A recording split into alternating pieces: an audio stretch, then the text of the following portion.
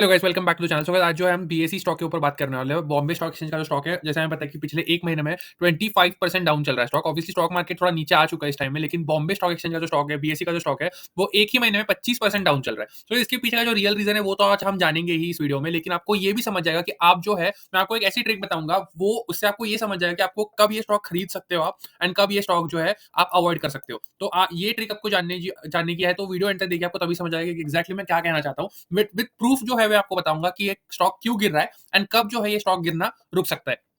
तो इसके साथ जो है वीडियो की शुरुआत करते हैं। सो गाइस, सबसे बेसिक चीज पहले जानेंगे कि बीएसई जो है वो पैसे कैसे कमाती है। How does BSE earn money, जैसे मैंने यहाँ पे लिखा है गूगल गूगल पर। तो guys, Bombay stock exchange primarily earns money through transaction fees levied on the brokers, asset management companies and market makers. इसका मतलब ये होता है कि कोई भी जो मार्केट पार्टिसिपेंट है, वो अपना रिटेल ट्रेडर हो गया, या हो गया वो म्यूचुअल फंड हो गए, या एचएनआईज हो गए, जैसे हाई नेटवर्थ इन्वेस्टर होते हैं, उनका जो ट्रेडिंग होता है, उन उन जो भी जो है, जो बॉम्बे स्टॉक एक्सचेंज के थ्रू ट्रेडिंग करता है, जो बीएसई पे ट्रेडिंग करता है, उनसे वो फी लेते हैं। जो फी होती है, ट्रेडिंग फी बोलते हैं, ट्रांजैक्शन फी बोलते हैं उसको यूजुअली, या प्लेटफॉर्म फी भी बोलते हैं। तो यहाँ पे लिखा है देखो।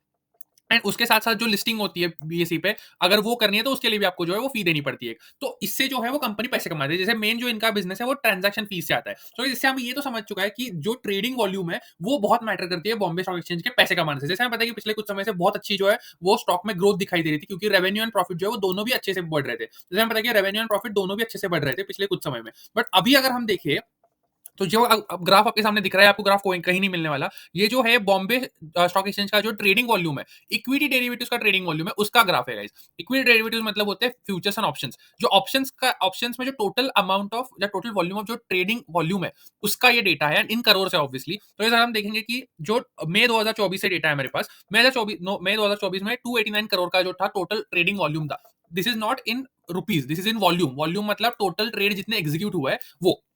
हम देख सकते हैं कैसे मई 2024 से सितंबर 2024 तक जो है ये ऊपर जाता गया लगातार, कभी भी ये नीचे नहीं आया था। हम देख सकते हैं 289 करोड़ से 300 करोड़ चला गया, फिर 354 करोड़ चला गया था एक टाइम पर। बट जैसे हमें पता है कि स्टॉक मार्केट जो है वो 2024 अक्टूबर से एक डाउन ट्रेंड में चल रहा है, उसके बाद जो है लगातार नीचे आ रहा है ट्रेडिंग वॉल्यूम। जैसे हम देख सकते हैं कि अक्टूबर 2024 में ट्रेडिंग वॉल्यूम था 300 करोड़ के आसपास। अब वो गिर के हो चुका है 134 करोड़ गाइस। ये भी फरवरी का डेटा है, मैं पहले बता रहा हूं फरवरी का डेटा है। अभी तो मार्च का डेटा और कम आ सकता है, क्योंकि अगेन मार्केट उससे भी नीचे आ चुका है फरवरी में। तो अब क्या हो रहा है, जैसे हम देख सकते हैं कि जो ओवरऑल ट्रेडिंग वॉल्यूम है वो नीचे आ रहा है। तो अगर आपका वॉल्यूम नीचे आएगा तो ऑब्वियसली आपका जो टोटल फी हम उससे जनरेट करते हैं, जो बॉम्बे स्टॉक एक्सचेंज उससे फी लेता है, वो भी कम आएगा। तो अगर आपका फी जनरेशन कम होगा तो आपका रेवेन्यू भी कम होगा, और आपका रेवेन्यू कम होगा तो आपका प्रॉफिट भी कम होगा। तो ये जो है, ये सर्कल जो है वो चल रहा है, जिस चक्कर में जो है कि अब मार्केट को ये डर लग रहा है कि जो revenue growth and profit growth company दिखा रही थी अब तक, वो कहीं ना कहीं हो सकता है थोड़ी स्लो डाउन हो जाए, क्योंकि ओवरऑल ट्रेडिंग वॉल्यूम ही कम आ गए। तो इसको समझने का बेटर तरीका ये है, फॉर एग्जांपल आपने कोई पेंट कंपनी में इन्वेस्ट किया, लेट्स से एशियन पेंट्स की बात करते हैं हम।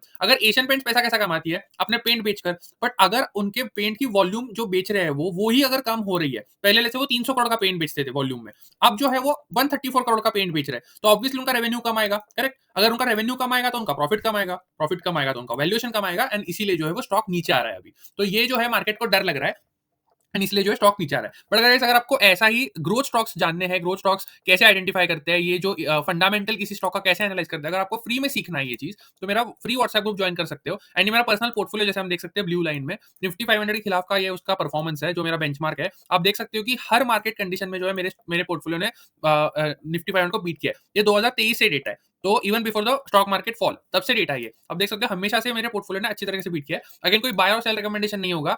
आपको अगर सीखना है, सीखने की इच्छा है, तो ही जो है व्हाट्सएप मेरा ग्रुप ज्वाइन कर सकते हो। Coming back to the video, and guys, जो सेकंड रीजन है, जो उससे भी बड़ा रीजन है, वो ये है कि जो एनएसई है, जैसे हमें पता है कि इंडिया में दो ही बड़े स्टॉक एक्सचेंजेस है, एक एनएसई है, एक बीएसई है। अभी फिलहाल बीएसई लिस्टेड है, बट अगर फ्यूचर में जाके एनएसई की भी लिस्टिंग होने वाली है। इससे क्या होता है गाइस, एक स्कैरसिटी प्रीमियम होता है। अगर फॉर एग्जांपल आपके क्लास में अगर आप ही होशियार बंदे हो, एंड आप ही 80% लेके आते हो, और बाकी लोग अगर 70% लेके आते हैं मार्क्स, तो आपको एक एक्स्ट्रा प्रीमियम मिलेगा, क्योंकि आप ही हो जो होशियार हो क्लास में। बट लेट्स से आपके क्लास में एक और बंदा आ गया जो भी 80-85% मार्क्स लेने के काबिल है, तो आपका जो प्रीमियम जो आपको मिल रहा है वो कम होने वाला है। तो that is what is happening with BSE as well, because NSE जो है वो भी सिमिलर टाइप ऑफ कंपनी है, सिमिलर अगेन स्टॉक एक्सचेंज है इंडिया का, and it is bigger stock exchange than Bombay stock exchange. तो इससे क्या हो रहा है, जो स्केयरसिटी प्रीमियम मिल रहा था अब तक बॉम्बे स्टॉक एक्सचेंज को, वो अब नीचे जाने वाला है। जो इसको कहते हैं वैल्यूएशन डिग्रेडेशन, जो वैल्यूएशन मिल रहा था वो अब नीचे जाने वाला है। कंपटीशन तो पहले से है, लेकिन जो प्रीमियम मिल रहा था वो कम होगा। एंड इसलिए अगर हम देखें कि जो स्टॉक का जो ओवरऑल पीई है, वो भी अभी 60 के अराउंड है।